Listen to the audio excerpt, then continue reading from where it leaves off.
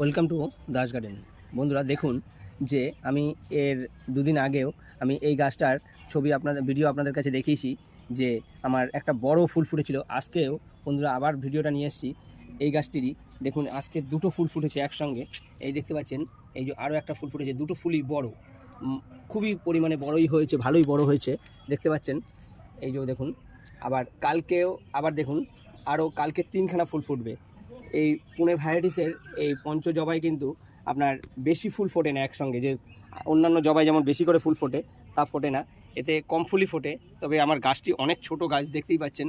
এই দেখুন গাছটি একদম ছোট গাছ।